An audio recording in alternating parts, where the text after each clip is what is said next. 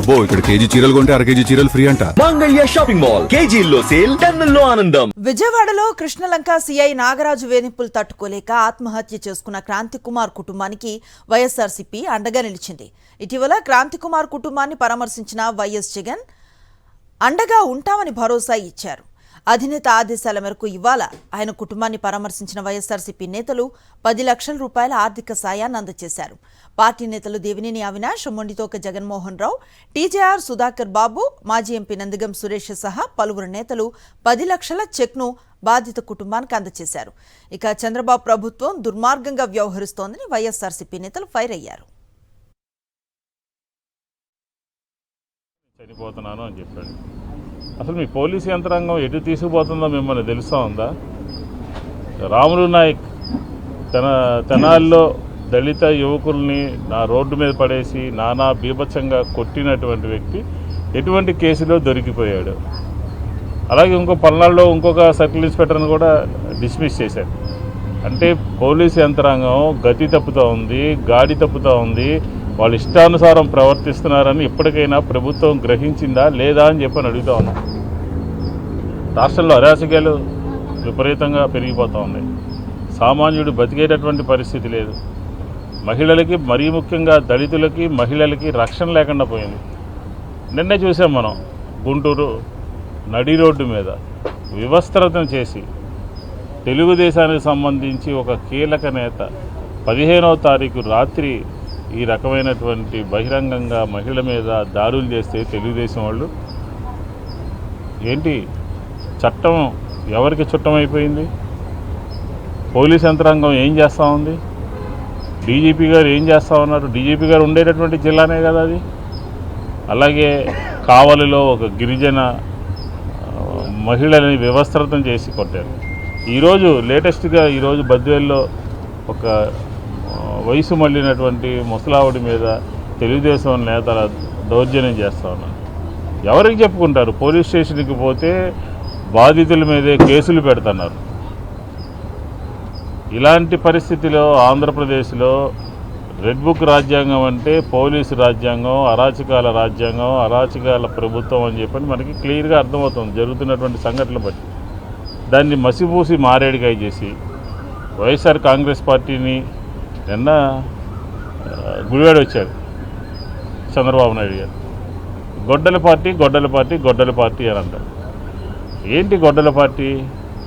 పాత కథలు, కాకమ్మ కథలు, చందమామ కథలు అన్నీ ప్రజలకు చెప్పి మీరు చేసేటటువంటి తప్పుల్ని, మీరు చేసేటటువంటి దౌర్జన్యాల్ని, మీరు చేసేటటువంటి అరాచక పాలనని కప్పిపుచ్చుకోవడం కోసం గొడ్డల పార్టీ అని చెప్పని మాట్లాడతారు.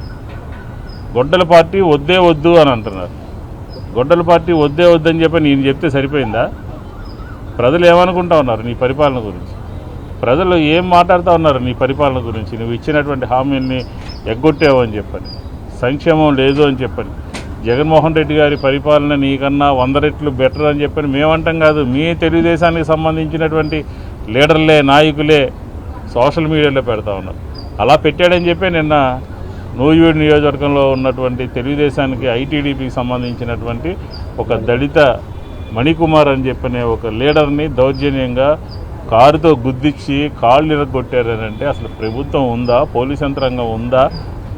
కొంతమంది ఏమో ఆత్మాభిమానం కలిగినటువంటి వాళ్ళు ఆత్మహత్య చేసుకుంటున్నారు, కొంతమంది ఏమో ఇలా కాళ్ళు ఇరగొట్టుకుని హాస్పిటల్ పాలవుతూ ఉన్నారు. పైగా అన్నీ పచ్చి అబద్ధాలు. నిన్న గుడివాడ నుంచి చంద్రబాబు నాయుడు గారు మాట్లాడినటువంటి ప్రసంగం అంతా కూడా పూర్తిగా అబద్ధాలు తెలుపుతూ వైఎస్ఆర్ కాంగ్రెస్ పార్టీ మీద బురద జల్లేటటువంటి కార్యక్రమం చేస్తూ ఉన్నారు. దీనికి సమాధానం చెప్పాలి చంద్రబాబు నాయుడు గారు. ఎందుకని మీరు క్రాంతి కుమార్ విషయంలో మౌనంగా ఉన్నారు? ఎందుకని మీరు నెల్లూరులో జరిగినటువంటి లాకప్ డెత్ విషయంలో మీరు ఎందుకు మౌనంగా ఉన్నారు? ఎందుకని మీరు పల్నాడులో జరిగినటువంటి పోలీసులు దాష్టిక మూలంగా ఆత్మహత్య చేసుకున్నటువంటి ముస్లిం సోదరుడి యొక్క విషయంలో ఎందుకు మౌనంగా ఉన్నారు? సంబంధిత అధికారుల మీద చర్యలు తీసుకోరా? చర్యలు తీసుకోకపోతే క్రాంతి కుమార్ని రౌడీ షీటర్ని చేశారు. క్రాంతి కుమార్ని గంజాయి అమ్మమని ప్రలోభ పెట్టారు. క్రాంతి కుమార్ని డ్రగ్స్ అమ్మమని బలవంత పెట్టారు. క్రాంతి కుమార్ని మర్డర్లు చేయమని, రౌడీ అంటే సెటిల్మెంట్లు చేయమని పదే పదే స్థానిక సిఐ బలవంత పెడుతుంటే ఆ టార్చర్ తట్టుకోలేక ఓ బలహీనమైన కుటుంబంలో పుట్టిన తను ఆవేశపూరితమైన ఒక నిర్ణయం తీసుకుంటే ఈ రోజున ముగ్గురు జీవితాలు రోడ్డు మీద పడినాయి. ఓ భార్య, ముగ్గురు చిన్నపిల్లల యొక్క జీవితాలు. అలాగనే పెద్దవారైన వెంకటేశ్వర గారు, వారి సతీమణి గారు కూడా స్వతంత్రంగా ఏ సంపాదన లేని పేదవాళ్ళు. ఆయన ఒక ఎంఆర్పిఎస్ ఉద్యమ నాయకుడిగా సుదీర్ఘకాలం జాతి కోసం పోరాటం చేసిన పేరుపోగు వెంకటేశ్వరరావు గారి కుటుంబంలోనే ఇంత ఘోరం జరిగితే ముద్దు నిద్రపోతుంది చంద్రబాబు నాయుడు ప్రభుత్వం. నాకు గుర్తున్న మేరకు చంద్రబాబు నాయుడు పలు సందర్భాలలో నేనే పెద్ద మాదిగని, నేనే మాదిగా సామాజిక వర్గానికి సంబంధించిన అనేక మేళ్లు చేశానని చెప్పిన చంద్రబాబు నాయుడు ఈ రోజున రాష్ట్ర రాజధానిలో పేరుపోగు క్రాంతి కుమార్ కుటుంబానికి న్యాయం ఎందుకు చేయలేదని అడుగుతున్నాం. పేరుపోగు క్రాంతి కుమార్ యొక్క కేసుని నీరుగార్చడానికి శతవిధాలా మీరు ప్రయత్నం చేస్తే జగన్మోహన్ రెడ్డి గారు ముందుండి ఈ కేసుని పైకి తీసుకొచ్చి ఆ కుటుంబానికి నేనున్నానని నిరూపించాడు, చూపించాడు, చేశాడు. ఈ రోజున తనే స్వయంగా జేబులో నుంచి డబ్బులో 10 లక్షల రూపాయలను ఆ కుటుంబానికి ఆర్థిక సహాయం చేశాడు. ఓ 5 లక్షల రూపాయలని ఆ పాప పేరు మీద ఫిక్స్డ్ డిపాజిట్ చేశాడు.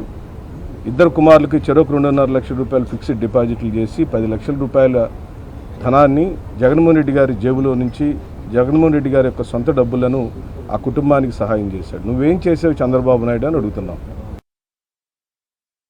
క్రాంతి కుమార్ కుటుంబానికి 10 లక్షల రూపాయలు ఆర్థికంగా ఒక భరోసానిచ్చి ఆ కుటుంబానికి నేనున్నాను అని చెప్పని అండగా నిలిచిన మా నాయకుడు, గొప్ప మనిషి, గొప్ప నాయకుడు, మనసున్న నాయకుడు జగన్మోహన్ రెడ్డి గారికి ఈరోజు మొత్తం మా నియోజకవర్గం కానివ్వండి, లేకపోతే మా ప్రాంతం కానివ్వండి, ప్రతి ఒక్కరం గారా జగన్మోహన్ రెడ్డి గారికి ధన్యవాదాలు తెలుపుకుంటున్నాం.